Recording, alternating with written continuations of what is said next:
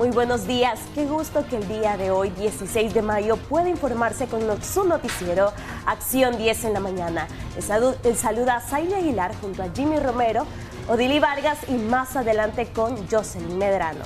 Un gusto. Jimmy. Buenos días, Saile. Es una semana de mucha información que les vamos a estar presentando. Continuamos con Acción 10 en la mañana, bienvenidos, qué bueno que nos pueda acompañar y en este momento les vamos a dar información de cómo se vivió el eclipse total lunar la noche de este domingo, un eclipse que se vio además en muchas partes del mundo. Veamos el reporte que nos brinda Ronald Rodríguez Solís. La noche de este domingo, los nicaragüenses pudieron apreciar un espectacular evento astronómico llamado eclipse total lunar. Según el ingeniero David Pacheco, esta belleza celeste sucede cuando la Tierra se interpone entre el Sol y la Luna, generando una sombra que poco a poco va oscureciendo a la Luna. Este es un eclipse lunar total. La gran bendición que tenemos nosotros que se pudo observar en Nicaragua. Lógicamente en algunos lugares un poco nublado y en otras partes se puede observar de una forma maravillosa. La ventaja de un eclipse lunar es que frecuentemente en nuestros territorios pequeños lo podemos observar. El eclipse tiene que tener, para que sea un eclipse, tiene que interponerse. En este caso, la Tierra, la Luna, entre medio del Sol. O sea, para que sea un eclipse, tiene que estar, en este caso, lo que es la Luna y el Sol y lo que es la Tierra. O sea, en medio, para que sea un eclipse lunar, en medio tiene que estar la Tierra. De acuerdo al astrónomo Pacheco, en el año ocurren 4 eclipses lunares y 4 eclipses totales. Todos los años hay 4 eclipses lunares y 4 eclipses totales. O sea, los eclipses pueden ser total, anular y parcial. En este caso, en Nicaragua tenemos la bendición que en este caso fue un eclipse total lunar. El próximo año vamos a tener un eclipse solar. Entonces es una gran bendición cuando existen los eclipses. Eclipse significa, la palabra eclipse significa tapar, ocultar. ¿Por qué color rojizo? El color rojizo es por la refracción, en este caso de la luz, a través de nuestra atmósfera. El eclipse pudo apreciarse desde América del Sur, Centroamérica, parte de América del Norte, el sur y oeste de Europa, Asia y África. Con imágenes de José Ángel Díaz, en Acción 10, Ronald Rodríguez Solís. Un hombre de 46 años se sumó a la lista de personas fallecidas en un accidente de tránsito. Su muerte fue instantánea tras ser arrollado por un vehículo en las inmediaciones de la Chelhuaspán, en carretera norte. De manera instantánea muere un hombre identificado como Jorge Alberto Dávila Maltés, de 46 años de edad. El hecho ocurre después de ser arrollado por el conductor de este vehículo frente a la parada conocida como la Chel de Huaspán en la carretera norte. El hombre era conocido como el Chongo en el barrio Huaspán Sur donde habitaba. Mi tío, soy sobrina de él. ¿Y qué es lo que le comentaron? ¿Cómo ocurrió el accidente? No sé, no me han dicho nada, no me han dicho nada. Estamos empezando a reconocer, no me han dicho nada. ¿A qué se dedicaba él, madre? Tomador. Aparentemente andaba en estado de ebriedad. No nos han dicho nada. Él andaba bueno y sano. La policía realiza las investigaciones de este accidente para determinar el grado de culpabilidad del conductor del carro, que de inmediato fue detenido por agentes de tránsito. Mientras tanto, miembros de medicina legal trasladarían el cuerpo para determinar las verdaderas causas de su muerte. Con imágenes de Lenín Castillo, en Acción 10, Jocelyn Rojas. Seguimos hablando de decesos. De manera instantánea muere un motorizado al impactar contra la pared de una vivienda. Esto estaba ubicado en la terminal de buses de Los Vanegas, pero es Jocelyn Rojas quien estuvo de turno y nos amplía esta información. El aparente exceso de velocidad y el supuesto estado de ebriedad en el que conducía este motorizado permitió que falleciera de manera instantánea después de impactar en la pared de una vivienda. El hecho ocurrió la madrugada de este domingo, exactamente en la terminal de buses Los Vanegas, ubicada del kilómetro 12 de la carretera a Masaya, 3 kilómetros al este. Nosotros lo que hicimos cuando escuchamos el impacto, miramos que hizo fuego, lo que hicimos nosotros es correr para ver si podíamos ayudar. Pero ya cuando ya no pudimos, miramos que él ya estaba boca para abajo, ya no quisimos tocar porque es feuco.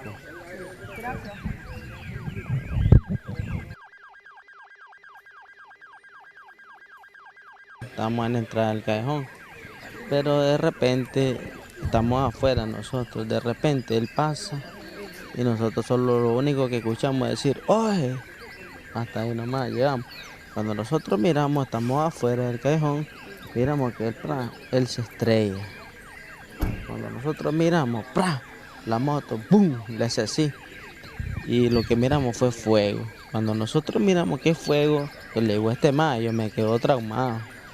Mira, loco, corramos, vamos a ver quién es.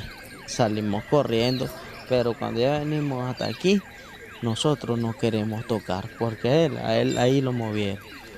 Pues nosotros no queremos tocar nada, porque usted sabe, chivo, o sea, nosotros venimos normalmente, porque miramos, le digo, busquemos cómo ayudar. Pero cuando ya miramos nosotros, ya él ya estaba boca para abajo. Ya parece que fue el impacto, fue directo, rápido. ¿Entonces fue que pegó en esa pared? Sí, es que él venía, parece que fue rápido, porque ahí hay todavía una huella ahí. ¿No sabe si andaba tomado? Parece que andaba en estado de ebriedad, pues. ¿Él vive aquí cerca? Sí, es de aquí, de la comunidad. ¿Cuál es el nombre de él? No, sinceramente no me lo sé, pero sí, es conocido de aquí nosotros. ¿Cómo se llama? Barrio Los Banegas. Agentes de tránsito se presentaron al lugar para las investigaciones de este accidente vial. Al momento del hecho, el hombre iba solo. Con imágenes de Lenín Castillo, en Acción 10, Jocelyn Rojas. En el kilómetro 13 de la carretera sur, la noche de este sábado, se registró un accidente de tránsito entre una moto y un carro, lo que dejó como resultado al motociclista con lesiones de consideración. Veamos el reporte. El ciudadano Lester González, originario del departamento de Carazo, resultó con severas lesiones después de ser arrollado por el conductor de un vehículo a la altura del kilómetro 13 de la carretera sur, frente a la iglesia Monte Tabor. El percance ocurre cuando González se movilizaba en dirección de norte a sur y el conductor de la camioneta, identificado como José Blandón, intentó ingresar a la vía con dirección hacia Managua, pero no se percató que el motorizado circulaba en sentido contrario y fue cuando impactaron de frente. Vamos a observar, sí, porque pasó un vehículo y cuando nosotros vimos, le digo, no viene nada de este lado y él venía viendo de ese lado. Sí. Él no venía con las luces. Lo van a llevar al Belespay. Lester González fue atendido y trasladado por paramédicos de Cruz Roja Nicaragüense a un hospital capitalino. Los agentes de tránsito se presentaron al lugar para determinar la responsabilidad de ambos conductores. Con imágenes de Lenín Castillo, en Acción 10, Jocelyn Rojas. Un hombre de 38 años resultó seriamente lesionado tras ser atropellado por el conductor de un vehículo que se dio a la fuga en el kilómetro 17.5 de la carretera vieja a Tipitapa. Elvis Vilches, de 28 años, es el ciudadano que fue atropellado por el conductor de un taxi que se dio a la fuga. Accidente que se registró la noche de este sábado en el kilómetro 17 en el sector del Chanchito, carretera vieja Tipitapa. El joven es originario del barrio Carlomac en Managua. Yo no sé nada. Teniendo el trapichito, caminando aquí, sí. Y lo levantó. Y el carro lo levantó y se dio a la fuga. Se dio a la fuga el taxi. Sí. Pero no sabe si es de Managua, de Tipitapa. Sí, son de Managua, amor. Son de la parte de la cooperativa. ¿Ustedes venían buscando bus? No, nosotros vamos caminando. Porque le robaron a él pues su dinero con su cartera. Ah, lo asaltaron ahí. Sí. Pues nosotros veníamos directamente de ahí, del trapiche, pues la estamos disfrutando sanamente. Y a la hora que nosotros veníamos, pues, el muchacho pues lo levantó y se dio a la fuga. ¿Qué era? Lo levantó taxi? Y lo dejó tirado ahí en la carretera. Son de los carros de ahí, de los rapiditos, de Tipitapa, de ahí, de la subasta. Son taxis. Son taxis. ¿Ustedes lo dejó tirado en el pavimento por el muchacho? ¿Ustedes de dónde son? Del mayor de ahí, de Carlos Mar. ¿Cómo me dijiste que se llama el muchacho? Elvis Vilches. ¿Cuántos años? 38 años tiene. Esto fue siempre estable. Estoy trabajado para que todo lo pongan en el futuro. Un trauma. Gracias, compañero. Las autoridades de tránsito del Distrito 8 realizaban las investigaciones correspondientes para dar con el paradero del taxista que atropelló al ciudadano y que lo dejó en estado delicado, por lo que fue trasladado hacia el Hospital Yolanda Mayorga por miembros de la Dirección General de Bomberos. Para Acción 10, Danilo Muñoz. Bueno, y recuerdan el niño que se encontraba desaparecido en las temidas aguas del río Bravo. Bueno, la angustia de una madre nicaragüense terminó este domingo tras darle a conocer que su hijo de 3 años de edad había sido encontrado junto a 2 personas con vida por la patrulla fronteriza de Estados Unidos. Encuentran con vida al niño nicaragüense de 3 años, quien la noche del jueves había sido arrastrado por la corriente del río Bravo. Cuando era cargado por un amigo de su mamá, la información fue confirmada por Super Channel 12. El medio de comunicación mexicano señaló que el menor se encuentra en el grupo de 3 migrantes rescatados por la patrulla fronteriza. De acuerdo a la información, el pequeño Allington Alvarenga Madrigal estaba con 2 adultos, un hombre y una mujer, quienes iban en el grupo de los 7 migrantes con los que su mamá intentó cruzar el río. Se conoció con el grupo de los migrantes desaparecidos, 3 fueron rescatados con vida. Sin embargo, la mujer que pertenecía al grupo pereció ahogada. Las autoridades mexicanas localizaron el cuerpo en las aguas del río Bravo, a la altura del Ejido Santo Domingo, la tarde del viernes. Aunque no se proporcionaron datos generales, se sabe que la mujer pertenecía al grupo de los 4 migrantes que la noche del jueves fueron reportados como desaparecidos. Según las autoridades estadounidenses, estas 3 personas fueron aseguradas por la patrulla fronteriza desde la misma noche del cruce y actualmente se encuentran detenidos. Xochitl Mendoza, Acción 10. El rápido actuar de los pobladores de un barrio de Nueva Segovia evitó que varias casas fueran consumidas por las llamas luego de registrarse un cortocircuito en el sistema eléctrico. Es Jorge Corrales quien tiene detalles. Desperfectos en transformadores provocan que cables de tendido eléctrico caiga sobre techo de varias casas en barrio José Santos Rodríguez de Ocotal, Nueva Segovia, provocando nerviosismo en moradores la noche de este pasado sábado. Con cortocircuito, un alambre se desprendió parece y está afectando el sector. Pues. Hay bastante riesgo porque todavía hay energía. ¿Es frecuente? ¿Es frecuente? Sí, nosotros como ANLAE, en verdad no es la primera ocasión que se nos notifica de un incidente producto de los transformadores. Realmente que pienso yo, ¿verdad? Es mi opinión, que quizás por las altas temperaturas se recalientan más los transformadores. Porroteo constante luego que cayera la línea hizo que los dueños de casa tuvieran que salir a las calles pese a que ya eran más de las 9 de la noche y todo estaba en tinieblas. Mira, aquí bueno, es una caída de líneas de alta tensión, ¿verdad? Ajá. El problema es que las líneas cayeron encima del techo, ¿verdad? Y que tenían energía, ¿verdad? Con peligro de que pudiera agarrar fuego la madera del garzón. Gracias a Dios, pues, de pérdidas humanas no hay, ni daños materiales. Lo que pasa es que también estábamos atendiendo otra emergencia, pues, allá en la parte sur, ¿verdad? Pero ya también está controlado, ya es como que quemó un cuarto de manzana. Los bomberos de la ciudad y la Policía Nacional se presentaron de inmediato al lugar. No sucedió así con Unión Fenosa, que tardó un mundo en llegar. En Ocotal, Nueva Segovia, Jorge Corrales. Una mujer, escuche bien, implora para ayuda para su padre. Y es que el ancianito que ustedes verán a continuación está en severo estado de desnutrición y requiere de una alimentación especial. Pero es Marjorie Vargas quien nos presenta esta información de carácter social.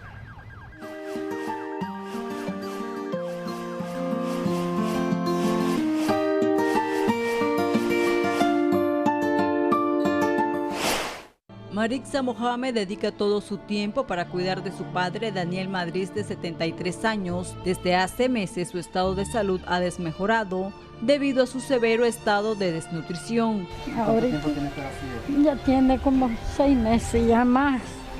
Eso ya hace rato he luchado con él, pero ya no se puede. Sí. ¿Está consciente? No, a veces él pierde ya el conocimiento, ya a veces hasta me trata, dice que soy yo, no me conoce a veces, sí. Así es, así yo les pido pues todo el que tenga voluntad de ayudarme, que me ayude en estas ocasiones. Hoy su hija solicita leche Ensure, pamper, comida y todo con cuanto pueda colaborar con esta humilde familia. Yo ayuda, nadie me quiere ayudar. Por eso yo pido aquí al televidente de buen corazón que me ayuden, hermanos, amigos que me conocen, que tengan un poquito de conciencia, pues me ayuden. Mi papá está bien mal, pueden dirigir su colaboración a la siguiente dirección: Laureles Sur del Parque, 2 cuadras al sur, o bien pueden comunicarse con Marixa al celular 7789-9005 o al 5826-9435. Con imágenes de Ángel Ruiz para Acción 10, Marjorie Vargas. Este lunes da inicio la jornada de vacunación contra la influenza y cuya meta es aplicar 900,000 dosis. Veamos el reporte. Este lunes 16 de mayo da inicio la Jornada Nacional de Vacunación contra la Influenza, la cual se llevará a cabo del 16 al 27 de mayo y tiene como objetivo principal aplicar 900,000 dosis de vacuna en todo el país. Asimismo, la ministra de Salud espera que esta jornada de vacunación sea exitosa como ha sido la jornada contra el COVID-19. Según el informe del Ministerio de Salud, esta jornada ha alcanzado el 90% de la población vacunada, un 75% ha completado su esquema y un 15.21% ha alcanzado una sola dosis, informó para Acción 10, Heidi Estrada. Hacemos una pausa comercial y ya regresamos.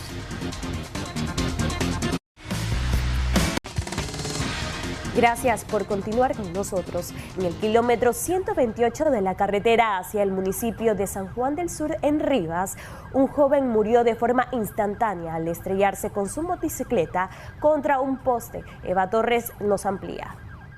El motociclista Carlos Javier Hernández Juárez, de 19 años de edad, originario de la comunidad La Virgen del municipio de Rivas, fue encontrado sin vida la madrugada de este sábado en el kilómetro 128,5 de la carretera hacia el municipio de San Juan del Sur. Según versión de lugareños, el infortunado joven falleció de manera instantánea al estrellar su motocicleta contra un poste de concreto. De acuerdo a la información recabada, Hernández Juárez habría consumido alcohol con algunos compañeros de trabajo y posteriormente salió hacia su vivienda en su motocicleta conduciendo en aparente estado etílico, lo que provocó que perdiera el control de la misma, saliera de la vía y pese a que portaba casco de protección, su cabeza impactó contra el poste de concreto, lo que le provocó un trauma cráneoencefálico severo. El fallecido joven trabajaba en una tienda de conveniencia en el municipio de San Juan del Sur y se ha sumado a la lista de 16 personas fallecidas por accidentes de tránsito en lo que va del 2022 en el departamento de Rivas. En Acción 10 les informó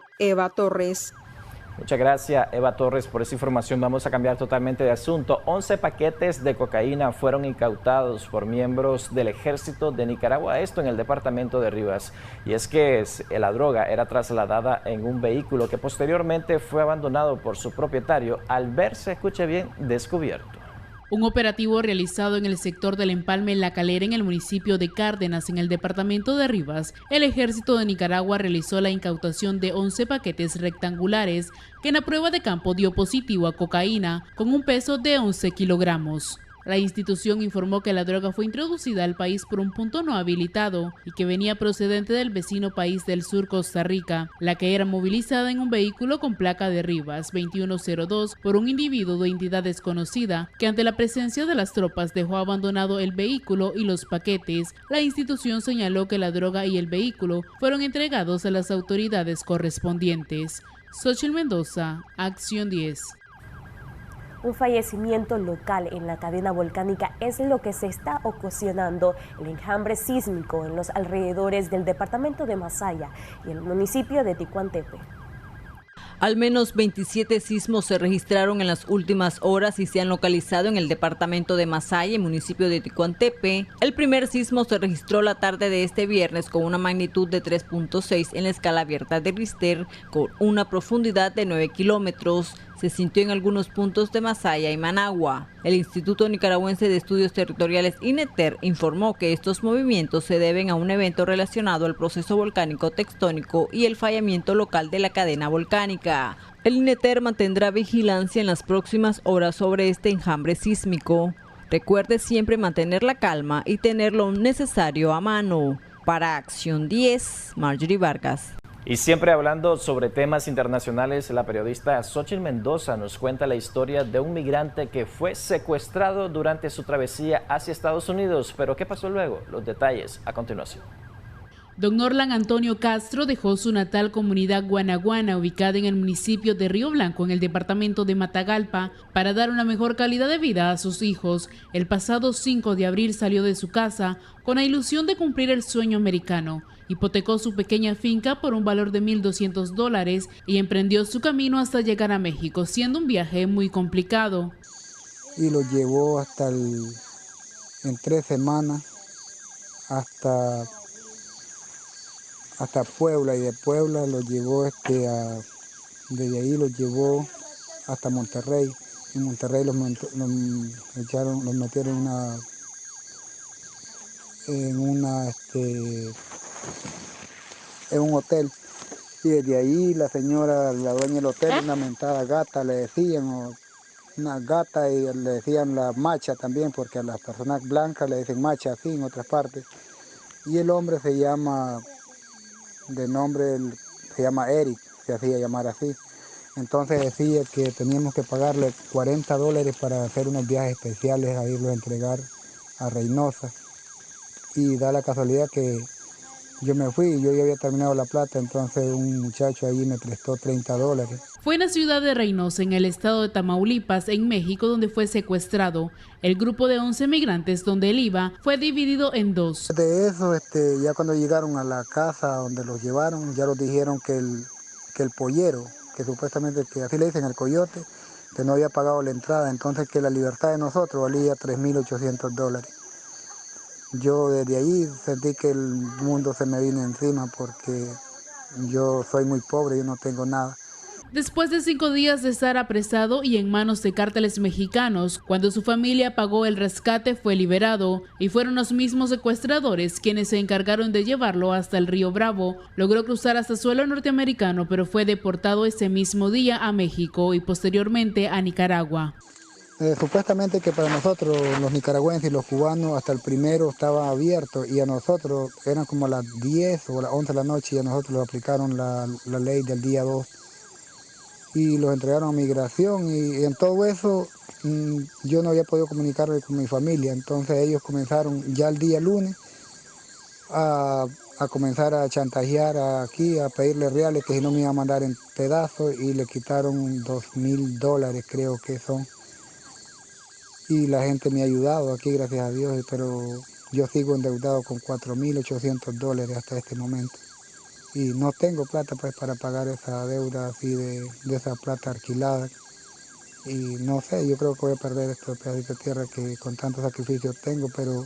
Don Norlan hace un llamado a los nicaragüenses que piensan migrar. A ellos les dice no hacerlo. Este humilde hombre solicita la ayuda para poder pagar los más de $4,000 que debe y no perder su finca, que es el patrimonio de sus hijos.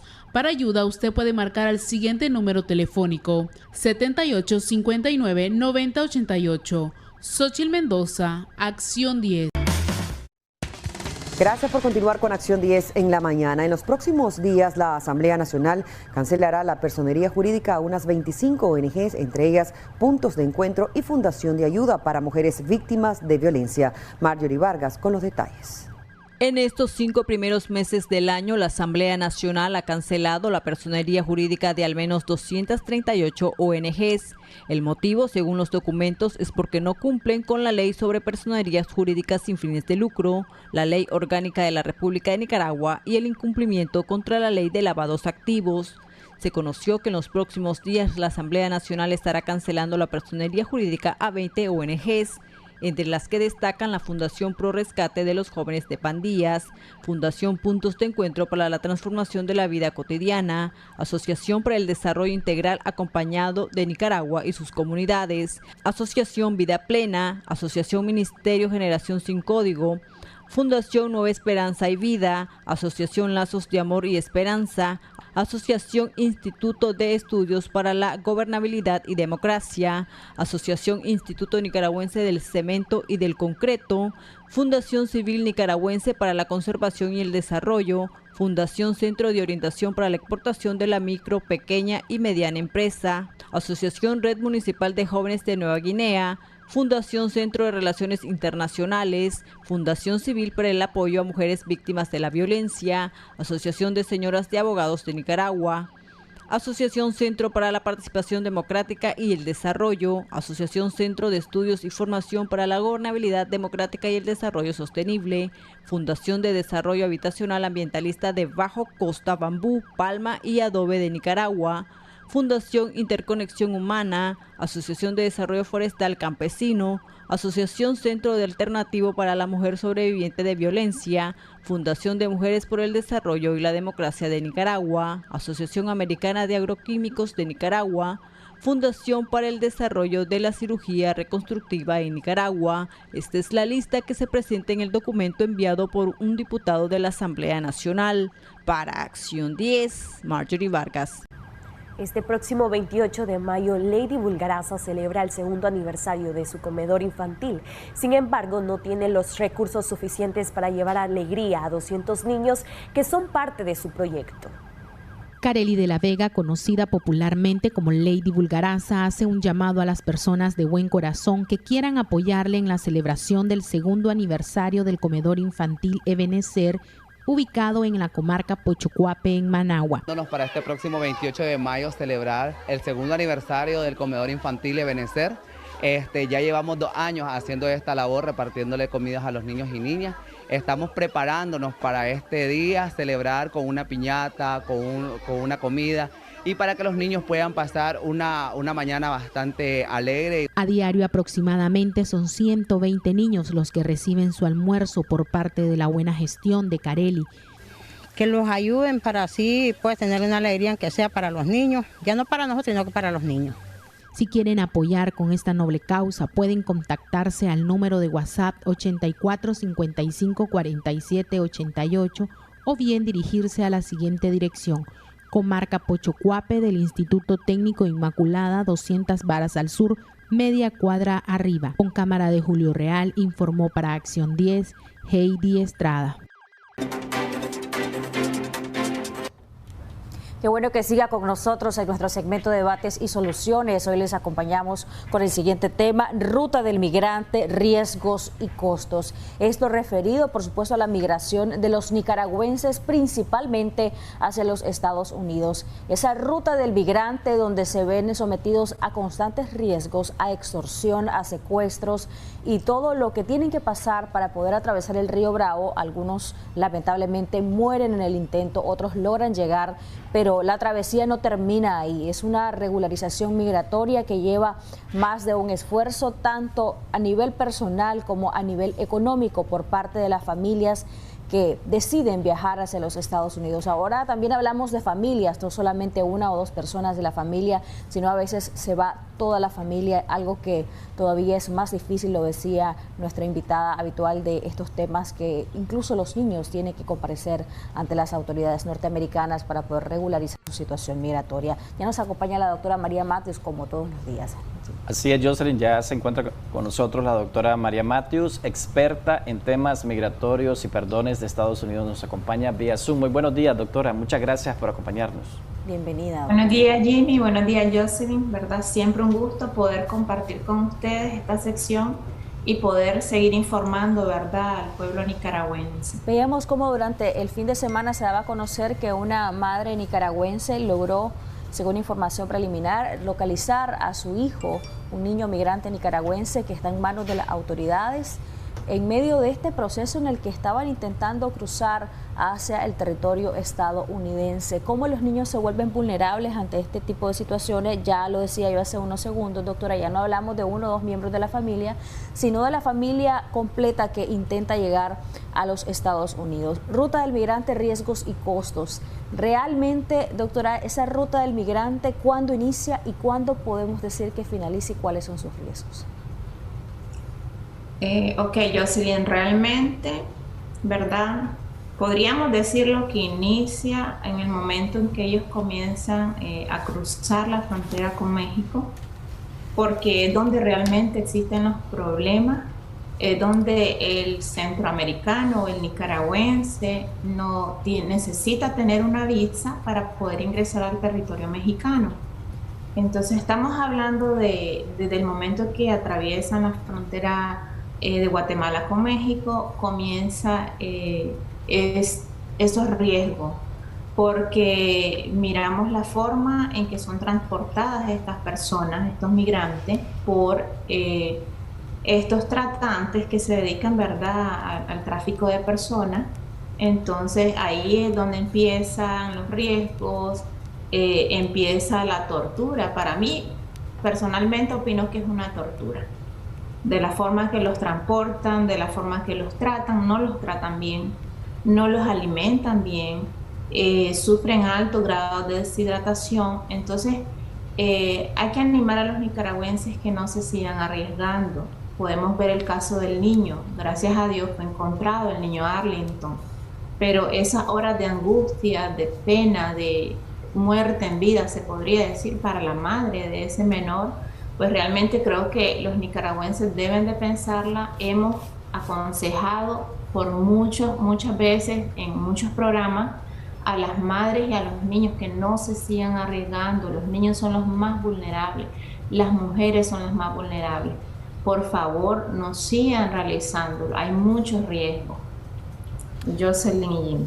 Doctora, además de esos riesgos que enfrentan los inmigrantes para cruzar las temidas aguas del río Bravo, también se ha mostrado en los últimos días una fotografía de un cocodrilo en el río. ¿Qué tanto podría representar esto un peligro para los inmigrantes? Porque además de las aguas que son bastante caudalosas, esto representa otro peligro para los migrantes, y también sobre el cerco que habían puesto o construido en esa parte. Sí, el cerco nada más es el inicio. O sea, la seguridad va a seguir aumentando. Las autoridades, tanto mexicanas como estadounidenses, van a seguir trabajando en conjunto y se va a incrementar la seguridad. La anulación del título 42, que ya no hayan deportaciones expeditas, eso les va a hacer más difícil que puedan llegar hasta el territorio estadounidense. Además, recordemos que nunca se sabe qué se puede encontrar en esa agua. Existe el Departamento de Control de Animales de Estados Unidos, pero obviamente ellos controlan y examinan, verifican todo lo que está en el territorio estadounidense. Pero realmente de la manera que maneja las autoridades mexicanas el control de animales, pues eso queda fuera del territorio estadounidense y de la normativa, de las regulaciones. Entonces, cualquier cosa te puedes encontrar en esa agua, Jimmy, no solo un cocodrilo. Entonces hay que tener mucho cuidado, la verdad. El río, cuando abren las compuertas, se puede tornar muy peligroso. Podemos ver que se forman corrientes que causan remolinos, y ahí es donde la gente queda atrapada. Entonces es muy peligroso. Y muchas veces se ha observado a personas que intentan cruzar el río Bravo, pero a veces no saben nadar. Esa es una de las principales causas de muerte de estos migrantes nicaragüenses que buscan el ansiado sueño americano. ¿Es momento de desistir ante este sueño de muchos nicaragüenses que buscan mejores oportunidades de vida en suelo norteamericano, doctora? Es momento de desistir definitivamente. Como les decía desde un principio, la migración, la admisión de los nicaragüenses al territorio estadounidense era una bomba de tiempo, y esta bomba se ha detonado. Realmente van a comenzar, o sea, ya hay deportaciones, ya están removiendo inmediatamente a los nicaragüenses y están en unos refugios en México. Entonces realmente no está fácil. Es necesario que busquen otras opciones. Ya hay muchos nicaragüenses que lograron establecerse en Estados Unidos, y creo que es la oportunidad para que los que están en Nicaragua puedan comenzar a emprender, puedan comenzar. Recordemos que la migración, uno de los impactos va a ser lo que son las remesas, o sea, la economía va a estar siendo impulsada para los nicaragüenses. Entonces es necesario que busquen otras opciones, que emprendan, que sean creativos. El nicaragüense, el mercado informal es muy grande, muy amplio. Entonces es necesario que ya no sigan inmigrando, están arriesgándose demasiado y no hay una garantía absoluta en que van a poder ingresar al territorio estadounidense. Usted decía algo importante, además de esto que acaba de mencionar, que no hay una garantía absoluta de que puedan ingresar al territorio estadounidense, y es que ya se están dando las deportaciones. En cuanto a estas deportaciones, ¿son deportaciones expeditas en el momento justo en el que ingresan, días después? ¿Cómo está funcionando esto de las deportaciones y de qué manera va a ir cambiando quizá paulatinamente la política norteamericana respecto a los nicaragüenses? Hablando de la política norteamericana estadounidense específicamente, doctora. Y también en la de México, ¿cómo México va a seguir enfrentando estas olas migratorias que incluyen nicaragüenses? Bueno, Jocelyn, ya ni siquiera hablamos de deportaciones, o sea, los están removiendo, simplemente ingresan, les toman las huellas, les toman las fotos y horas después o al siguiente día los regresan al territorio mexicano, ni siquiera los están deportando. Entonces les dicen, bueno muchachos, los regresamos, no van a poder ingresar, y los pasan la garita. Y del otro lado, lo que tienen que hacer las personas que están regresando, los nicaragüenses, tienen que buscar cómo refugiarse, tienen que ir a centros de ayuda, a comunidades católicas, centros de caridad, que ellos le dan apoyo al migrante. Entonces esos centros están llenos. Va a llegar un momento en que esos centros no les van a dar admisión, porque van a estar completamente saturados. Entonces hay una alerta grande, porque ya ni siquiera te regresan ni te deportan hasta tu ciudad de origen, a tu país de origen, sino que simplemente te sacan del territorio estadounidense y te dejan en México a tu suerte.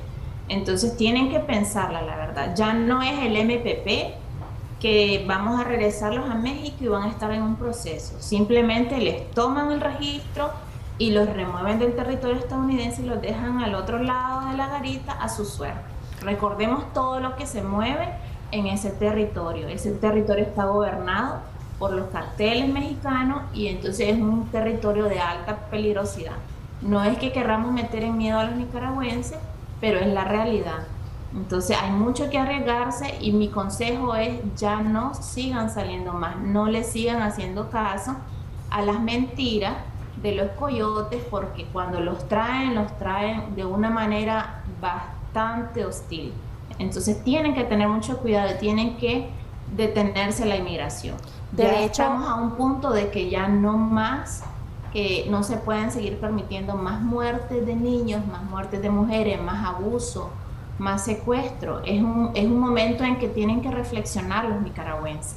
De hecho, hay toda una campaña de parte de las autoridades de Estados Unidos en contra de los coyotes y bastante enfática esta campaña. Quiero también recordar a nuestra audiencia que puede participar de dos formas acá en el programa. La primera es comentando a través de nuestra transmisión en Facebook, nos encuentra como Canal 10 Nicaragua, y también haciendo sus llamadas. Vamos a abrir líneas telefónicas a partir de este momento. Pueden marcarnos al 2222-7808 para hacer sus consultas con nuestra experta. Rafaela Salgado nos hace un comentario y pregunta a la vez: buenos días, quiero hacerle una pregunta a la doctora. Mi hermano fue secuestrado y después que se pagó el secuestro lo tiraron a migración de estado 1, pero está detenido por autoridades estadounidenses. ¿Será que lo regresarán a Nicaragua o lo dejarán en Estados Unidos? Ya son 2 meses los que lleva en esa situación. Doctora. Ok, lo que sucede es cuando lo detienen, se abre una investigación. Si él fue secuestrado y él tiene información acerca de los secuestradores, es posible que a él lo ingresen a un programa de testigos protegidos y lo dejen en una libertad condicional, e incluso puede obtener una visa T, que es una visa de tráfico de personas, una visa humanitaria. Pero realmente, Jocelyn, esta persona debe de cooperar con las autoridades y debe de brindar toda la información. Si no tiene toda la información para calificar dentro de este programa, pues puede ser dejado en libertad condicional, y la otra opción es que podría ser deportado hasta su país de origen. La verdad, lo que está sucediendo y lo que sucede es cuando los detienen, es ICE, que es la oficina de aduanas, la que los deja bajo libertad condicional, y ellos están bajo, es como una custodia, se tienen que presentar con ICE y ellos son los que garantizan de que esta persona se vaya a presentar ante el juez de inmigración. Bueno, en el caso del joven, si él fue secuestrado, él puede aplicar a esa visa T siempre y cuando las autoridades ¿verdad?, autoricen un suplemento para poder aplicar a ese tipo de visa. Doctora, tenemos ya llamadas telefónicas en estudio. Muy buenos días, muchas gracias por esperarnos. ¿Cuál es su consulta o su aporte al tema? ¿Le escuchamos? Sí, ¿no? Buenos días, háblenos con voz alta para poder lograr escucharlo bien.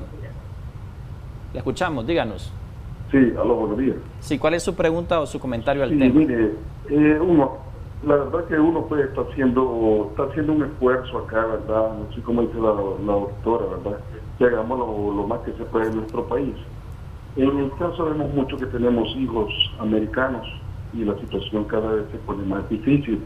Y uno sabe, pues se desespera. ¿Qué podemos hacer en ese caso? Si nosotros nos vamos para allá con ellos.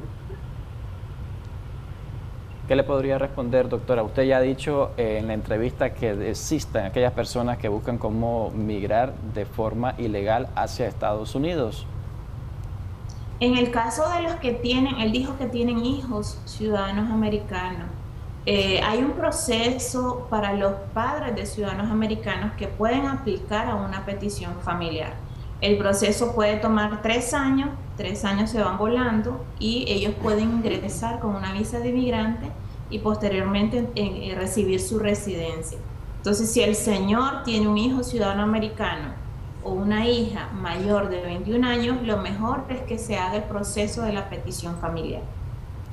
Doctora, habíamos mencionado sobre los riesgos, pero a veces los costos no solo son monetarios, el hecho de buscar mejores oportunidades de vida en Estados Unidos. Muchas veces en ese intento de viajar se vende el vehículo, se vende una propiedad, se venden electrodomésticos del hogar, muchas cosas, pero el costo tampoco no es económico, también es familiar. A veces ocurren tragedias bastante lamentables que pueden perder a un miembro de su familia o núcleo familiar durante esa travesía. Pero antes de esa respuesta, doctora, vamos a atender una llamada telefónica. Muy buenos días. Buenos días. El señor que fue secuestrado en México ahorita. Buenos días. ¿Cuál es su consulta? No nos escuche, por favor, a través del televisor, sino a través de su teléfono.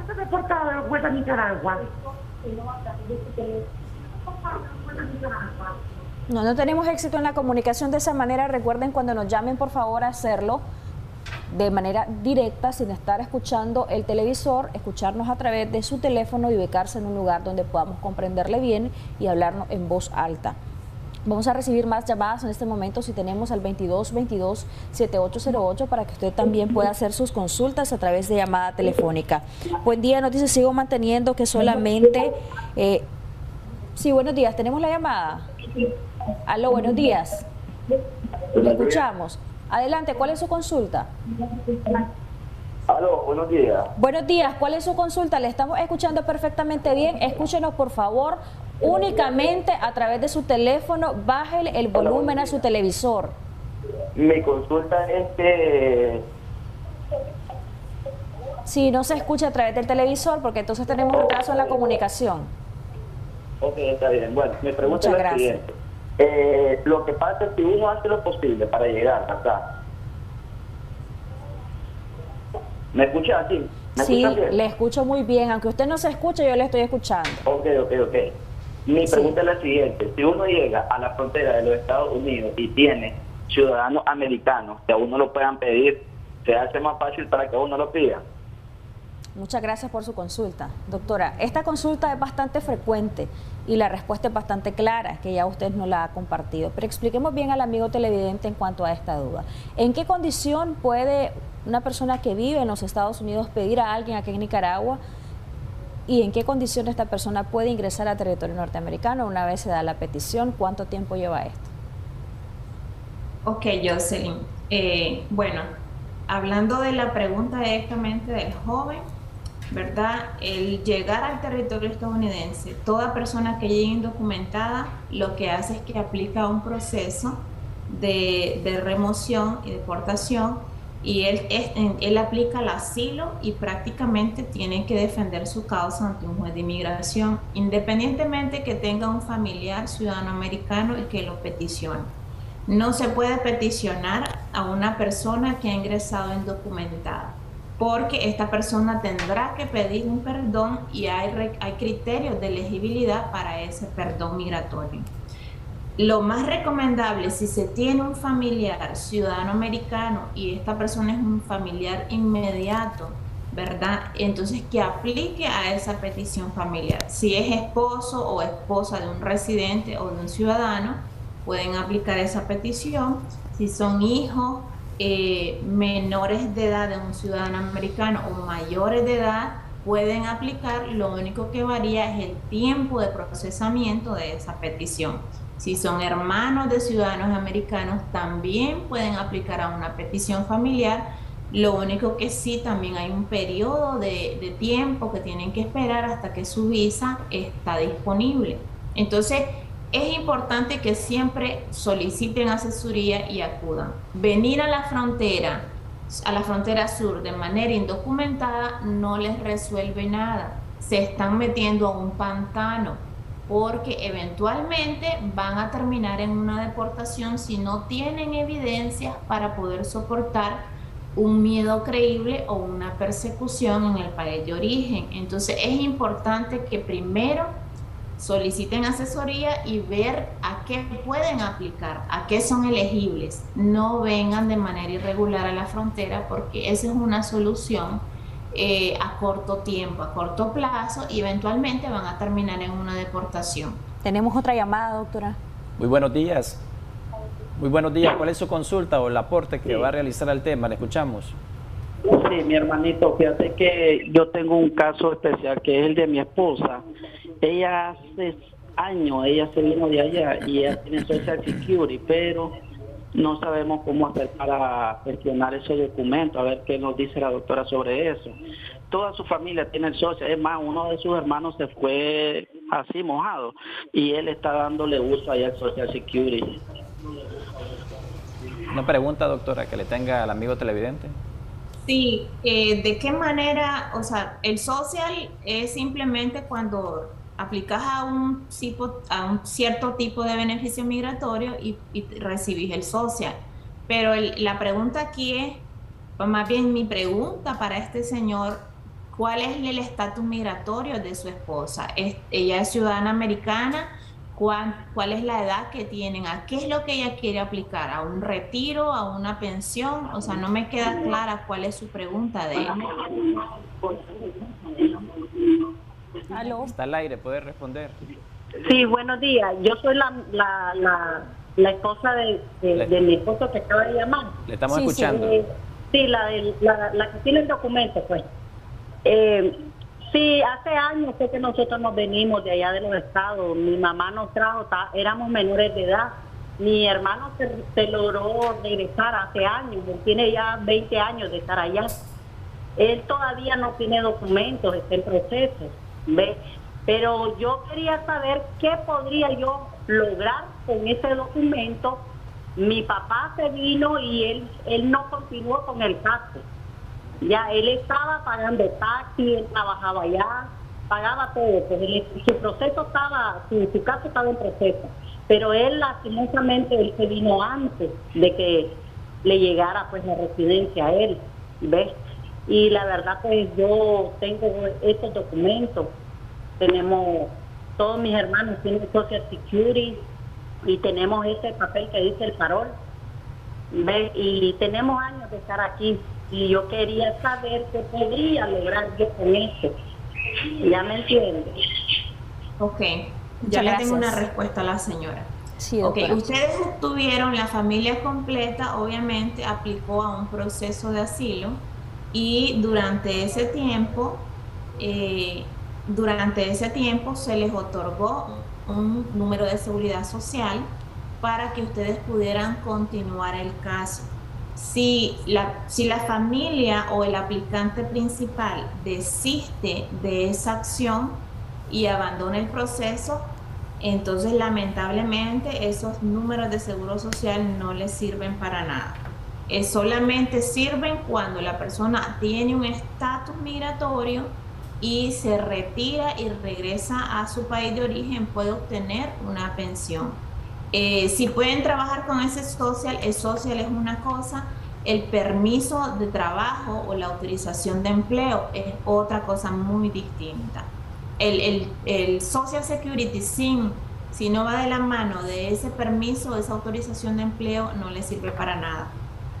Bueno, vamos a recibir más consultas a través de llamadas telefónicas y también a través de los comentarios en Facebook. Tenemos por acá comentarios. Buenos días, tengo un sobrino exiliado en Costa Rica. Se fue por persecución política, involucrado en actos del contexto de 18 de abril. En Costa Rica ya no se está seguro, ahí llegan algunas personas desde Nicaragua y él se quiere ir a los Estados Unidos para estar seguro. ¿Qué es lo que usted le recomienda, doctora? Ahí vamos a tomar nota de este comentario. También hay otro comentario por acá. Hola, buenos días. Mi hermano se fue para los Estados Unidos y está en México detenido. En un albergue le hacen audiencia y les piden cartas. ¿Cuál sería la situación de él? También tenemos una comunicación telefónica. Buenos días, gracias por llamarnos. Buenos días. Buenos días, le escuchamos. ¿Cuál es su caso o la consulta que quiere externar? No, una opinión nada más, porque estoy viendo ahí el canal, bueno, yo soy televidente del canal 10, solo nada más una opinión, ¿verdad? He visto que mucha gente ha perecido, se han muerto, ahogados, secuestrados. Bueno, y mi consejo es que verdaderamente esta gente pidiendo a la zumba murumba, digamos, y por eso están pereciendo las almas, ¿verdad? Mi consejo es de que no lo sigan haciendo, hombre, y verdaderamente está viendo cómo son las bandas en México y este mercado Río Bravo, cómo ha pasado a la gente. Lo hacen por la avaricia, abandonar su país y hablando mal del país, todo eso, todas esas son las consecuencias. Mi consejo es que no lo hagan, hermano, eso es todo, a niños muertos y todo esto por los canales de televisión que lo ha arrastrado los corrientes, por la misma avaricia, ¿me entiendes? Entonces ese es un consejo nada más que le doy a la población yo. Muchas gracias por su comunicación y el consejo que le da a la audiencia que en algún momento puede tomar esta decisión de emigrar hacia cualquier país, ya sea Estados Unidos o Centroamérica o Europa en el caso de España. Quiero retomar, Jimmy, nuevamente los comentarios para que la doctora pueda responder, además de esta llamada telefónica donde el amigo televidente exhortaba a evitar salir de Nicaragua en estas circunstancias. Carmen Arevalo nos dice, buenos días, tengo un sobrino exiliado en Costa Rica, se fue por persecución política, pero ahí ya no se sienten bien ni se sienten seguros. Esto fue relacionado a los sucesos de abril del 2018. En Costa Rica ya no se siente seguro, tal y como le decía, y él quiere irse a los Estados Unidos. Quiere irse a los Estados Unidos y pregunta si es una buena decisión y de qué manera podría hacerlo. Se encuentra en Costa Rica en este momento. Y la otra consulta que nos hacían era sobre un sobrino que había ingresado a territorio norteamericano, un hermano más bien. Buenos días, mi hermano se fue para los Estados Unidos y está en México detenido en un albergue. Le hacen audiencia y les piden cartas. ¿Cuánto tiempo dura este proceso? Nos informan, Yusen, que tenemos también una llamada telefónica. Muy buenos días. Te estoy poniendo calzado. Buenos días, le escuchamos. Buenos días. Sí, ¿cuál es su consulta hacia la doctora? Sí, quería saber si, digamos, mi hija se fue, ¿verdad? Ella es menor de edad, pero mi mamá está allá, ella es la que la va a recibir, pero ella no tiene documentos todavía. Y yo quería solicitar la visa aquí. ¿Será que yo tenga algún problema por eso? Ok, muchas gracias. Doctora, primero respondamos a la llamada y luego a los otros dos comentarios. Ok, si esta persona que va a aplicar la visa tiene un familiar directo que ingresó de manera indocumentada al territorio estadounidense y está aplicando el proceso de asilo, sí le afecta. Le afecta porque prácticamente eso destruye el arraigo en el país de la persona que va a aplicar. Tenemos muchos casos en la oficina de personas que quieren aplicar a la visa y tal vez tienen a un cónyuge, a un hijo que se vino y lo que quieren hacer es reunificarse, quieren aplicar a la visa para poder estar en Estados Unidos, poder ingresar y una vez que ingresen pues aplicar al asilo. Entonces para evitar, ¿verdad?, la doble intención, recordemos que la visa de turista es nada más para hacer turismo y negocios dentro del territorio estadounidense, y si la persona tiene un familiar directo que ha llegado a la frontera, el consulado y todas las autoridades estadounidenses tienen esa información porque esta persona está en una libertad condicional. Entonces no le sirve de nada mentir obviamente cuando lleguen a su entrevista, el consulado va a estar, o el cónsul que le realice la entrevista va a estar al tanto de que si esta persona tiene un familiar que está bajo custodia, y esto le perjudica y no va a poder recibir su visa. Ok, en cuanto a los otros comentarios, doctora, ¿qué nos puede orientar? Sí, en cuanto al joven que esté exiliado, ¿verdad? Toda persona, las leyes de asilo, las reglas de asilo son bien claras. Toda persona que ya ha obtenido un beneficio migratorio en otro país, que ha aplicado a la residencia en otro país, que ha sido exiliado y le han otorgado un tipo de visa o un beneficio migratorio en otro país, no puede aplicar al asilo en Estados Unidos. Recordemos que el asilo es por persecución, y si ya otro país le ha dado albergue y le ha aprobado y le ha otorgado beneficio, esta persona no puede simplemente moverse al territorio estadounidense y aplicar al asilo, porque ya su vida no corre peligro en ese país donde lo han albergado y donde le han dado un beneficio migratorio. La otra pregunta, Jocelyn, si me la podés recordar, dice que su favor. hermano ingresó a territorio estadounidense, y ya le voy a decir el tiempo en el que ingresó. Yo tomé notas por acá de la pregunta. Buenos días, mi hermano se fue para los Estados Unidos y está en México, detenido en un albergue. Le hacen audiencia y les piden cartas. ¿Cuánto tiempo puede durar este proceso? Ok, si él fue detenido en Estados Unidos y está en México, quiere decir que el muchacho está en el programa del MPP, que es el del protocolo de Quédate en México, y él está pasando por su proceso de asilo, aplicando a ese proceso desde el territorio mexicano. Este proceso, Jocelyn, puede tomar 1 año, 2 años y hasta 3 años. O sea que va a depender de las pruebas que esta persona tenga, ¿verdad? Va a depender recordemos que hay 1.7 millones de casos, ¿verdad?, de asilo pendientes con las cortes de inmigración. Entonces, obviamente, entre más saturada estén las cortes, las audiencias que él tiene que ir van a ser más prolongadas. Entonces, es un proceso que es incierto el tiempo que pueda tomar por la demanda que existe actualmente a las cortes de inmigración de Estados Unidos. Doctora, nos preguntan también en nuestra transmisión de Facebook, Canal 10 Nicaragua, dice, una persona que solo utiliza la visa americana de 10 años una sola vez y está por vencer, ¿hay probabilidades que se vuelva a otorgar con el mismo periodo, es decir, 10 años? Recordemos que el otorgamiento de la visa es muy discrecional, ¿verdad? Va a depender del cónsul y obviamente del debido uso que se le dé a esa visa. Si siempre y cuando, por ejemplo, no se le da un debido uso, si la persona en 10 años solo viajó una vez, entonces corre el peligro de que no le vuelvan a renovar la visa porque no le ha dado el uso necesario. Se debe por lo menos viajar 1 vez al año con esa visa de turista. También si se quedan mucho tiempo, corren el riesgo. Si violan los términos de su visa, corren el riesgo de cancelación y de que la visa no se les vuelva a renovar. Entonces hay que darle el uso debido a las cosas y siempre asesorarse y saber ver cómo pueden manejarlo, cómo pueden ellos mantener su visa. Ok, doctora, muchas gracias, y tenemos más comentarios, un par de comentarios más que quiero dar lectura.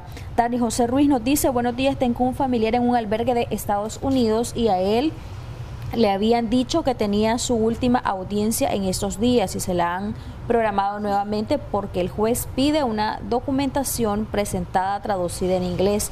¿Qué implicaría esto? ¿Sería bueno ponerle un abogado o esperar lo que diga el juez? Si solamente el juez está requiriendo la traducción de los documentos, entonces lo mejor es que solamente traduzcan, y estas traducciones tienen que ser por un traductor donde está dentro del estado, ¿verdad? Un traductor autorizado dentro del estado donde está el albergue, y tiene que ser notarizado, tiene que ser autenticado por un notario. Realmente es bien simple el trámite, y si es lo único que el juez está pidiendo, entonces hay que darle al juez lo que pide. No es necesario, si no le están pidiendo por una representación legal, no es necesario que incurran en costos, porque si esta documentación no es suficiente para que esta persona pueda acreditar el miedo creíble, va a ser deportado. Entonces van a incurrir en un gasto innecesario y al final del día va a ser un mayor endeudamiento para la familia y para esta persona detenida. Otro comentario, buenos días, un cuñado lo detuvieron indocumentado en la frontera. Según le dicen en audiencia, puede quedar libre por medio de una fianza a través de una ONG en Estados Unidos. La consulta es si él será deportado o quedará en territorio norteamericano. También nos consultan, Jocelyn, yo firmé mi deportación voluntaria en 2007 y no volví a intentar regresar a Estados Unidos, pero me gustaría hacerlo nuevamente. ¿Qué opción tengo?, nos preguntan. Ok, para la persona de la fianza, si ya el juez estipuló el pago de una fianza, ellos pueden realizarlo, entonces él podrá quedarse, podrá permanecer en el territorio estadounidense bajo custodia. Esta fianza lo que garantiza es que la persona se esté presentando periódicamente, ¿verdad?, ante los oficiales de aduana y eventualmente pueda presentarse ante el juez de inmigración para que se pueda realizar su audiencia y su juicio debido, aplicando, ¿verdad?, a la figura del asilo. En cuanto a la persona que firmó su deportación voluntaria, ¿qué puede hacer? Bueno, mi estimado amigo, si tiene una deportación, tiene que aplicar a un perdón por esa deportación. De lo contrario, seguirá siendo inadmisible al territorio estadounidense. Toda persona que es inadmisible al momento de ingresar, ya sea de manera irregular o de manera legal, esta persona puede ser retornada al país de origen porque es inadmisible y tiene una deportación. Lo más importante es que tiene que aplicar a un perdón y ver si es elegible para aplicar a este perdón. Tenemos dos consultas relacionadas en cuanto a esto de aplicar a un perdón y de la visa. Pagando un perdón, ¿puedo solicitar visa de turista?, nos dice Antonio Toruño. ¿Y qué precio tiene el perdón? ¿Qué costos? Javier Navas nos dice, si el cónsul aprueba y te dan la visa hacia Estados Unidos, ¿cuál es el siguiente paso? ¿Viajas y debes volver inmediatamente o te puedes quedar en la nación norteamericana? Ok, en cuanto al perdón, no sabemos qué tipo de perdón es el que necesitan. Existen diferentes tipos de perdones. Perdón por deportación, perdón por presencia física indocumentada, perdones por inadmisibilidad. Es necesario, cada perdón lleva, el proceso es distinto y los costos son distintos. Entonces es necesario, ¿verdad?, que sea más específico o que nos puedas contactar, ¿verdad?, en nuestras líneas privadas de la oficina para poderle dar la información que necesita. La próxima consulta, ¿cuál era la otra pregunta? Respecto a una visa, si el cónsul aprueba la visa, ¿puedo viajar y quedarme indefinidamente o debo regresar a lo inmediato? No debe de quedarse indefinidamente. Recordemos que la visa de turismo es para hacer viajes como turista o de negocio. Si la persona se queda indefinidamente en el territorio estadounidense, va a quedar fuera de estatus y esta persona es deportable. Si es encontrada en el momento equivocado, a la hora equivocada, o él sufre por alguna, por ejemplo, lo detienen manejando sin un permiso de conducir, puede ser trasladado a una oficina del sheriff y posteriormente puede ser puesto a la orden de un juez y va a ser deportado. Entonces la visa de turista no es para permanecer de manera indefinida en el territorio estadounidense porque recaen en una violación a los términos de su visa. Jocelyn. Doctora, muchas gracias por su compañía y por siempre tratar de dar a la audiencia en nuestro país y fuera del país las orientaciones pertinentes, necesarias y muy realistas sobre todo. Sus conclusiones. Mis conclusiones, Jocelyn, como siempre, recuerden que cada caso es específico, siempre es necesario, ¿verdad?, acudir a una asesoría legal integral. No se arriesguen a las personas que están viajando de manera irregular, por favor hagan conciencia.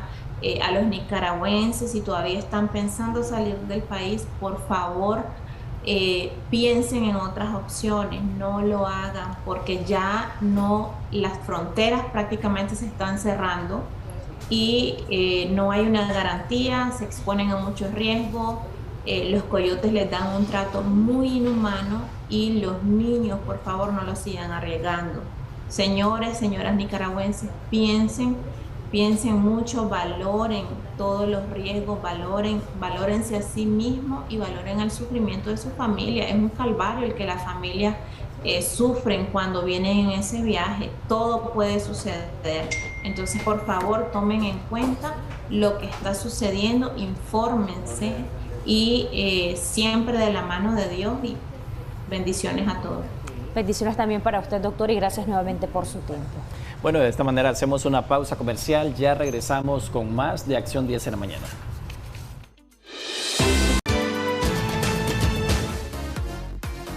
Gracias, así es, Tati. Continuamos con mucha más información. Enfermedades en las encías. ¿Cuáles son sus causas? Bueno, para ello ya nos encontramos con la doctora Michelle Ramírez. Un gusto, doctora, de compartir este espacio siempre con usted. Igualmente para mí, Saily, es un gusto poder acompañarlos e iniciar esta semana aquí en la revista Acción 10 en la mañana. Como usted mencionó, estamos platicando un poco sobre enfermedades de las encías y sus manifestaciones, ya que cabe señalar que actualmente es una de las enfermedades por las que más acude el paciente a la consulta odontológica, aunque no parezca. Muchas veces lo hace de manera indirecta o hasta en el momento que esté en la consulta se da cuenta que padece de esto. Cabe señalar que las enfermedades de la encía específicamente son esas enfermedades que afectan, como literalmente lo dice, nuestras encías, pero que a veces no se van a manifestar de una manera bastante pronunciada o con algo que al paciente lo haga caer como en aquella desesperación de acudir al dentista, porque son enfermedades que no se manifiestan con dolor. Esa es una característica importante. Entonces, al no haber dolor, muchas veces el paciente dice, bueno, es que no me duele nada en mi boca, entonces estoy bien, no voy a acudir al dentista. Sin embargo, cabe señalar que hay signos y síntomas característicos como por ejemplo sangrado de las encías, mal olor o halitosis, mal sabor en boca, acumulación de sarro, cálculo dental. Y entonces a veces el paciente, ¿por qué acude? Acude porque hay mal olor, por ejemplo, y uno dice, pero es que doctora, yo por más que me cepillo, por más que ocupo enjuague bucal, el hilo dental, etcétera, yo siento que siempre queda como aquel mal olor o aquel mal sabor en mi boca, e incluso después de que me cepillé. Entonces ellos van por otra causa, pero no específicamente por la enfermedad, y hasta que ya llegan y nosotros hacemos un diagnóstico es que le logramos como evacuar esas dudas y hacerles saber el por qué están padeciendo o qué están padeciendo en ese momento. Usted decía que es una de las enfermedades más frecuentes del por qué asiste un paciente a su odontólogo. Entonces, ¿cuáles son esas causas más recurrentes en los pacientes que padecen de esta enfermedad, valga la redundancia? Sí, las principales causas, la primera es la falta de la correcta higiene bucal. Y lo digo de esta manera porque normalmente preguntamos, ¿usted se cepilla? ¿Cada cuánto se está cepillando? Y nos dicen, sí doctora, yo me cepillo 2 o 3 veces al día, por ejemplo, pero tal vez no lo estamos haciendo adecuadamente. Entonces por eso digo, la falta de la correcta higiene. Cuando hablamos de una correcta higiene, uno, dedicarle el tiempo adecuado al cepillado, ya no hacerlo rápidamente, ya me enjuago, no, hay que hacerlo bien, sin dejar ninguna parte de nuestra boca sin cepillar. Un cepillo, ocupar un cepillo de cerdas medias o de cerdas suaves y no de cerdas duras, porque entre más duro es el cepillo, menos le va a limpiar. Entre más suave, más limpia y menos lastima o desgasta cualquier parte como el esmalte de nuestros dientes. Además de eso, ocupar los aditamentos necesarios, como por ejemplo el enjuague bucal. Entonces vamos a ver, la primera causa dijimos que era la falta de la correcta higiene bucal. Puede estar también asociado con cambios hormonales en las mujeres. Recordemos que nosotros podemos tener cambios, por ejemplo, durante el embarazo, cuando nos viene nuestro periodo, si estamos tomando hormonas, etcétera. Entonces, estos cambios hormonales también afectan nuestras encías. Si el paciente está tomando algún fármaco que podría estar relacionado, o bien alguna enfermedad crónica que padezca, que no está compensada, como en el caso de la diabetes, puede estar también asociado. Sin embargo, no significa de que 100% sea esta la causa, sino que, por ejemplo, si el paciente, además de que es diabético, por ejemplo, no se cepilla adecuadamente, las veces necesarias, está ingiriendo mucho azúcar, entonces claro que esto lo va a descompensar, su diabetes va a manifestarse en boca, ¿verdad? Entonces estas son como las principales causas que están asociadas a las enfermedades de la encía. ¿Cuáles son esos síntomas que debería alarmar de manera inmediata al paciente que está sufriendo esta enfermedad? Ok, cuando hablamos de gingivitis, que es la primera parte o la enfermedad más común, entonces vamos a tener sangrado de las encías. Sin embargo, si ya esto no es tratado a tiempo, puede hacer que en algún momento, además del sangrado de la encía, el mal olor que ya mencioné, mal sabor en boca, acumulación de sarro y cálculo, puede haber pérdida de soporte de los dientes, como lo que es pérdida ósea, pérdida de encía y posteriormente la pérdida dental, ya porque se van perdiendo los tejidos de soporte una vez que se llega a algo que se llama la periodontitis, que es como la segunda parte de esta enfermedad. Una vez que no se trata a tiempo, porque no es como que en algunos casos puede ser una enfermedad de la encía bastante agresiva, bastante rápida, pero esto más que todo está relacionado con enfermedades, por ejemplo, con nuestro sistema inmunológico debilitado. Pero supongamos que usted es un paciente joven y está padeciendo esto, no tiene enfermedades crónicas, las manifestaciones van a ser un poco más lentas y vamos a tener el suficiente lapso para que usted vaya al dentista y puedan tratar a tiempo y no dejar pasar hasta que lamentablemente avanza una periodontitis, que es cuando ya podemos llegar a perder nuestras piezas dentales y no únicamente una pieza o dos piezas. Se dan casos que el paciente puede perder todos sus dientes a causa de una periodontitis y esto no diferencia si es joven, si es adulto mayor, puede ser a cualquier edad que nos afecte. Esto de repente puede causar mucho miedo a nuestro amigo televidente que está padeciendo de una enfermedad en la encía. Entonces, doctora, ¿cuáles son las posibles soluciones en caso de...? Bueno, definitivamente si el paciente llega a tiempo, como en todas las enfermedades, vamos a poder darle una muy buena solución. Cuando me refiero a tiempo es que, bueno, está comenzando apenas a sangrar o lleva un periodo corto, ¿verdad? Pero usted llega y le hacemos el diagnóstico de la gingivitis, perfectamente se trata con tratamientos gingivales, esto se acompaña de otros aditamentos en casa, puede ser también de antibióticos, etcétera.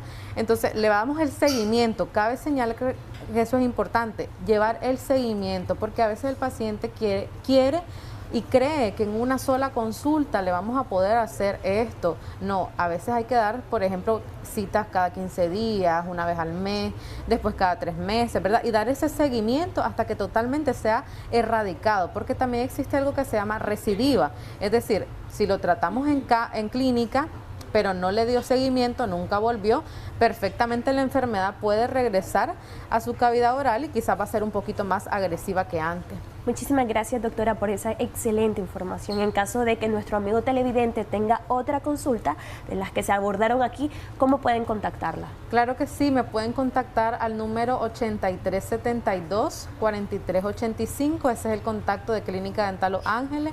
También estoy en redes sociales como Facebook e Instagram como Clínica Dental Los Ángeles. Atiendo únicamente con citas aquí en Managua, de los semáforos de la Asamblea, una cuadra abajo, a mano derecha, puede hacer sus citas que con mucho gusto le voy a atender. Muchísimas gracias, doctora, por compartir este espacio con nosotros. ¿Correcto? Lamentablemente, cambiando de tema, los casos de hepatitis aguda en niños sigue dispersándose por todo el mundo. Los doctores aún no tienen una respuesta de este brote, por lo que es una desventaja ante esta enfermedad tan voraz como esta. Entonces, les presentamos en la siguiente nota un avance de la hepatitis infantil. Veamos.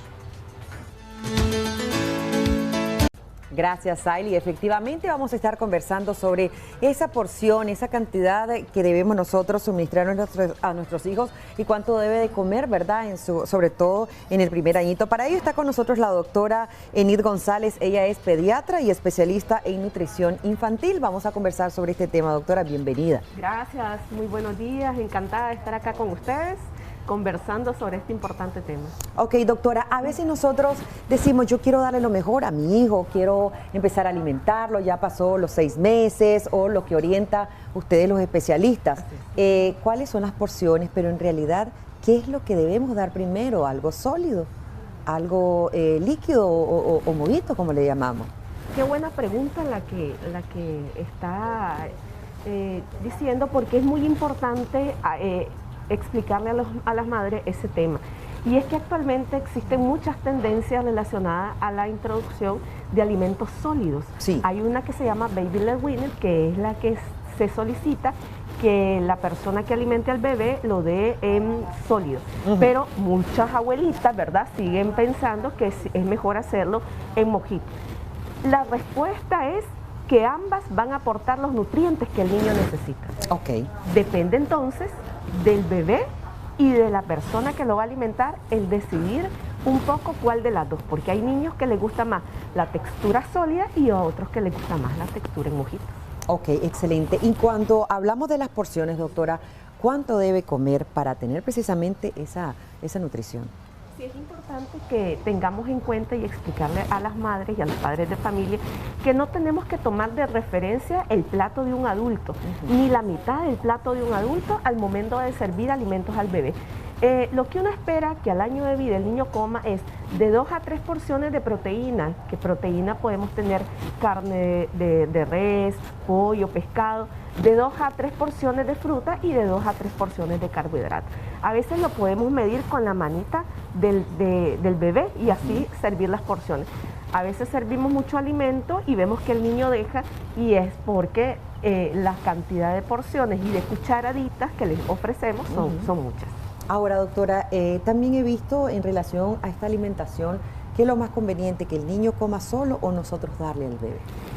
Lo más conveniente es ir fomentando la autonomía, es decir, ir dejando que él pueda disfrutar de la comida. Yo hago lo siguiente con mis pacientes, yo les propongo a ellos que hagan como los dos métodos, es decir, que le dejen trocitos al bebé para que él se interese por ellos y a la vez puedan ir ellos alimentándolo. Entonces, de esta forma hacen como las dos cosas, van alimentando al bebé mientras él se adapta a los trocitos y él experimenta la textura, que eso le va a llamar la atención, y los colores, por supuesto. Correcto, vamos a recibir llamada al 22-22-7808, 22-22-7808. Recuerden que no nacemos aprendidos para ser padres ni madres y siempre estamos siendo auxiliados después de Dios de nuestros especialistas como son los pediatras. ¿Cuánto nos ayudan, verdad? Para saber cómo nosotros vamos a empezar a alimentar a nuestros hijos, tan necesario también en el primer año de vida, porque usted nos comentaba que tiene que ver mucho ese primer año de vida, cómo lo alimentamos para posteriormente su crecimiento y continuar su desarrollo, doctora. Sí, y esa parte es muy importante. De la elección de la alimentación que hagamos el día de hoy en el primer año de vida, de eso se va a tratar una programación metabólica, es decir, que el niño va a poder tener tendencias a tener mayor riesgo de obesidad o no, depende de la alimentación que hagamos en el primer año. Permítanos un momentito, tenemos una llamada. Muy buenos días, adelante, le escuchamos. Aló, buenos días. Aló, bueno, quería preguntarle a la doctora si le puedo dar a un niño antes de los el periodo. Tenemos problemas con la comunicación, quizás se ubica en otro lugar de la casa o donde usted se encuentre. Se aleja un poquito de la televisión. Antes del año, el cereal. Ok, cómo no, muchas gracias. Si podemos brindarle al niño antes del año algún tipo de cereales. De hecho, nosotros podemos brindarle al niño cereales posterior a los 6 meses, no antes de los 6 meses, y podemos ir iniciando con cereales, por ejemplo, de arroz en porciones pequeñas y mezclándolo, por ejemplo, con alguna verdura. Por ejemplo, puede ser una zanahoria, lo hacemos en mojito y se lo vamos ofreciendo al niño. Sí podemos hacerlo, claro que sí. Tenemos aquí buenas opciones, doctora. Sí, tienen que estar fortificados, ¿verdad? Tener hierro para prevenir la anemia. Sí, claro. Bueno, cuando ya nosotros hemos logrado, porque a veces también los niños se acostumbran un poco más al pecho materno, y entonces, ¿cómo hacer esto, doctora? Porque también hay un poco de dificultad en relación a eso. Sí, es importante saber que el niño va a dar señales que está listo. Es decir, número uno, va a tener interés por los alimentos. Es decir, vamos a comer con la familia, el niño se sienta en su silla, porque lo ideal es que el niño tenga algo importante, que tenga una hora siempre a la que se le debe alimentar, una rutina. Y que el niño coma siempre con alguien que lo esté viendo comer, o sea, que esté viendo comer. Que no esté solo entonces el niño. Que no esté solo comiendo, eso es muy importante. Y él se va a interesar por los alimentos, ya va a tener un dominio de su cabecita y eso nos indica que podemos empezar. Eso me interesa. Tenemos otra llamada, muy buenos días, adelante, le escuchamos. Buenos días. Adelante. Buenos días. Buenos días. Mi bebé va a cumplir 6 meses y me gustaría... ¿Qué piensa la doctora con combinar la leche Nestógeno 1 con el cereal Trigomiel? Estaba pensando pues comenzar con eso. Y no sé qué piensa la doctora. Muchísimas gracias por llamarnos, doctora. Sí, qué buena pregunta y qué bonito, ¿verdad? Que las mamás se interesen en este tema. Felicidades, me encanta. Sí, lo ideal es dejar ese que usted acaba de mencionar de Trigomiel para después del añito. En el caso de su bebé que tiene 6 meses, existen otras opciones, por ejemplo, el de arroz, el cereal de trigo que no tiene miel, y con eso podemos iniciar. Siempre les recomiendo que pueden agregar una verdura, mezclarlo con alguna fruta también, ¿verdad? Porque de esa forma también enseñamos al niño no solo a introducir cereales, sino que también frutas y vegetales que son necesarios, ¿verdad? Ok, excelente. Bueno, ahí tiene la opción. Nos dicen, ¿qué sucede si mi hijo tiene ya 1 año y todavía no quiere dejar el pecho materno y no quiere que le agregue otro tipo de alimento? Sí, definitivamente hay que saber qué es lo que está ocurriendo con el niño, porque al año de edad el niño ya debe de haber logrado introducir sólidos, ¿verdad? No significa que vamos a quitar la lactancia materna, porque la lactancia materna se puede dejar hasta los 2 años de edad. Inclusive hay mamás que pueden decidir dejarlo un poco más y está bien, pero sí es necesario saber si no hay un problema de deglución, si no hay algún trastorno del desarrollo psicomotor que está impidiendo que el niño logre tener esa asimilación con los sólidos. ¿Qué le puede orientar? Que asista con un especialista pediatra en la alimentación del bebé. Cuando estamos, doctora, introduciendo todo lo que son los cereales a nuestros hijos e hijas, ya usted lo decía, después de los 6 meses, es muy interesante. ¿Por qué nos dicen?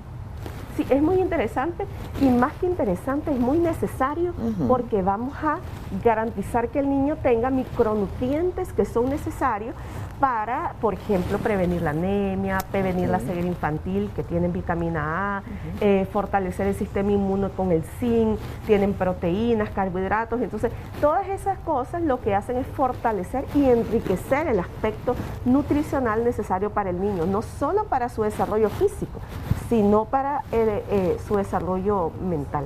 Doctora, ¿qué tan necesario es? Yo quisiera saber, dice una amiga televidente, si tiene que ver mucho con el alimento que se prepara y darle al niño inmediatamente ese alimento, o qué sucede cuando hacemos una cantidad para 2 o 3 días y estamos sacando del refrigerador y estamos solamente calentando, o dejamos, por ejemplo, el cereal para la mañana, dejamos otro poquito para la tarde. ¿Eso es correcto? No, si se trata del cereal como tal, lo ideal es prepararlo y dárselo inmediatamente al bebé. Por eso es que lo que se sugiere es tratar de hacer las porciones correspondientes y necesarias para el niño. Podemos leer inclusive las indicaciones, que depende de la cantidad que el niño va a comer, como las cantidades van a ir variando. Si el niño tiene 7, 8, 9, 10 o 12 meses, él va a ir tal vez necesitando un poco más, lo vamos preparando y en el momento lo damos. Porque inclusive, ya sea que se prepare con leche materna o que se prepare con fórmulas infantiles, las fórmulas y la leche materna no se puede dejar tanto tiempo expuesto, ¿verdad? Porque se puede contaminar, y ese es otro aspecto importante. La idea es que se pueda dar el alimento en el momento que se prepara para evitar contaminaciones externas que pueden causar problemas gastrointestinales. Por ejemplo, si son las verduras que a veces nosotros hacemos verduritas al niño, ¿eso tiene que dársele también inmediatamente? Sí, si hacemos verduritas podemos guardar una siempre que esté conservado en recipientes adecuados, herméticos, ¿verdad? 100% herméticos. Pero no tantos días, doctora. No, días, no días nada más de que esté congelado. En cuanto a la alimentación, que ya tiene que ver mucho, doctora, con algunos niños que han padecido quizás en sus primeros días de vida, su primer mes, quizás de reflujo. ¿Qué sucede en este sentido? Nos preguntan. Sí, y es muy buena la pregunta. De hecho, el reflujo si es un reflujo fisiológico, el niño lo va a superar usualmente hasta después del año de vida. Es decir, que vamos a ir introduciendo alimentos y el niño va a seguir presentando ciertos episodios de reflujo, sin embargo, con menos frecuencia de la que la presentaba cuando era un lactante completamente. Como no, muchísimas gracias, doctora, por sus grandes recomendaciones a nosotros los padres, primeramente, ¿verdad?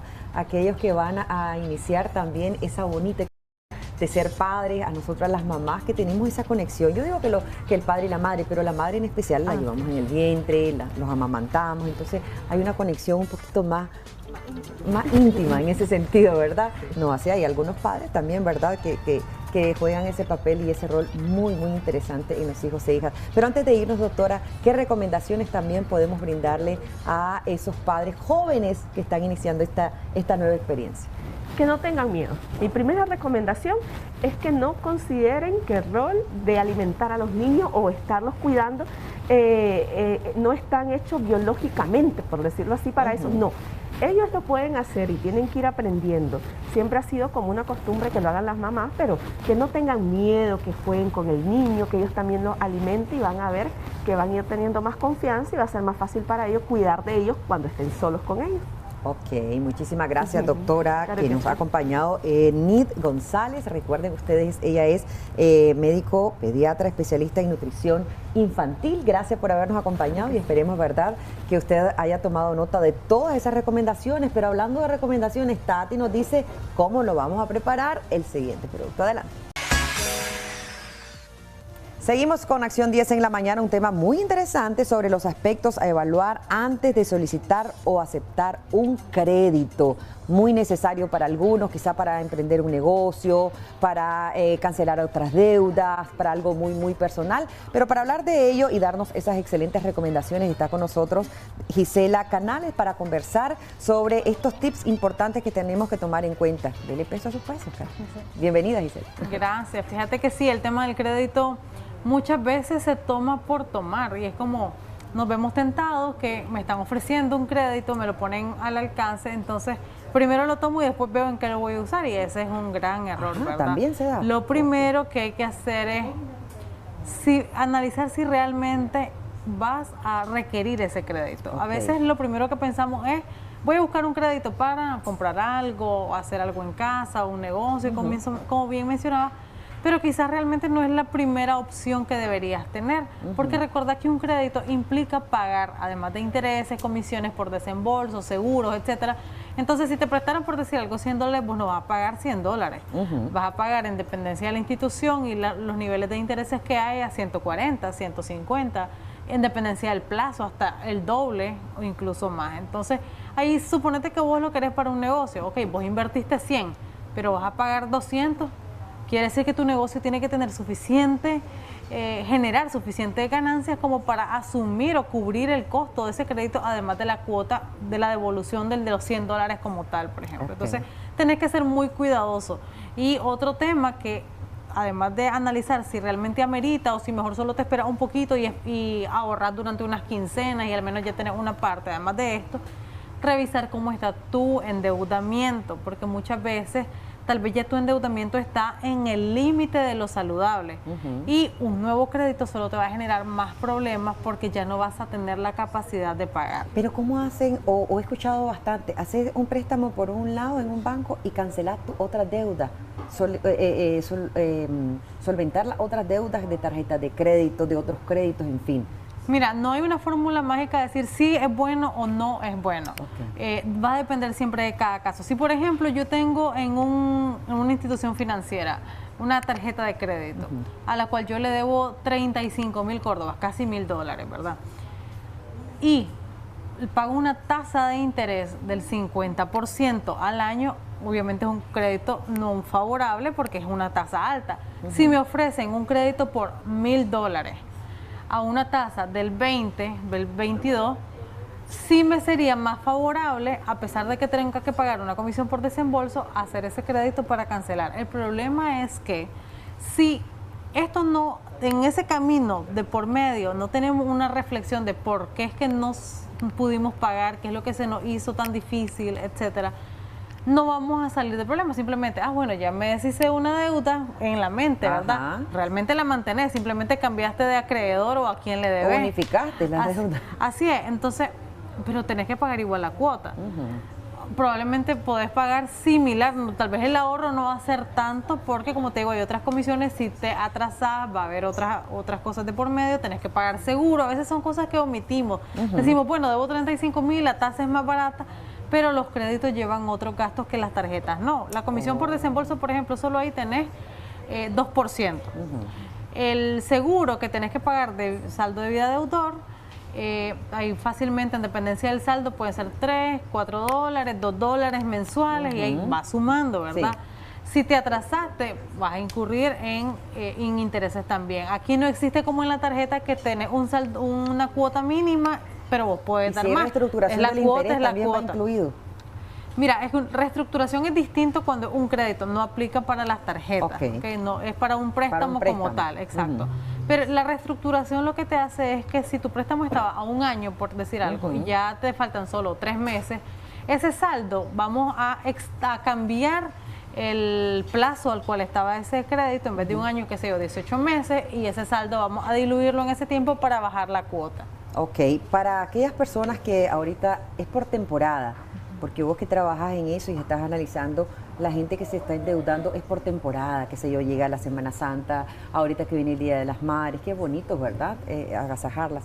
Pero, ¿qué es lo recomendable, sobre todo en estos días y en estos tiempos, de acuerdo a la economía? Lo primero es revisar cómo está tu nivel de endeudamiento actual. ¿Cómo podemos hacer esto? Bueno, en DL Pesos sus Pesos tenemos una calculadora de endeudamiento, te lo facilita, pero si por alguna razón no puedes acceder y lo querés hacer ya, lo mejor es sumar todas tus cuotas de deuda. Ojo, no es pago de alquiler ni energía, no, deuda. Las cuotas de préstamo, digamos, o cualquier deuda que vos tengas por la cual pagas una cuota mensual. Digamos, a esta persona yo le pago 1.000 córdobas, al banco en tal cuota son 3.000 córdobas y así sucesivamente. Sumás ese total y ese total lo dividís entre tus ingresos. Te va a dar un decimal, ese decimal lo multiplicas por 100 y vas a tener el porcentaje de endeudamiento. Es decir, qué porcentaje de tus ingresos se te van en pagar deudas. Si ese porcentaje es mayor al 40%, ya estás en el límite de lo saludable, quiere decir que de cada 100 córdobas que vos tenés, 40 lo usás para pagar y solo te quedan 60 para todo lo demás. Ya estás en un nivel delicado, porque ya no dispones de la mayor parte de tu dinero y conforme sea más alto ese porcentaje es todavía peor, y eso es lo primero que tenés que analizar antes de adquirir una deuda, que no supere ese 40%. Bueno, si desea conocer un poquito más en relación a este tema de DL Peso a sus pesos, visite esta página y también este blog muy interesante con información necesaria desde el punto de vista también financiero y que nos va a servir en nuestros hogares, en nuestro negocio y sobre todo para la vida diaria. Gracias, Gisela. Claro que sí. Bueno, vámonos de inmediato al otro lado, que está bien preparada, unas chicas que están en este momento viendo cómo nos van a poner a sudar. Adelante, Saily y Carol.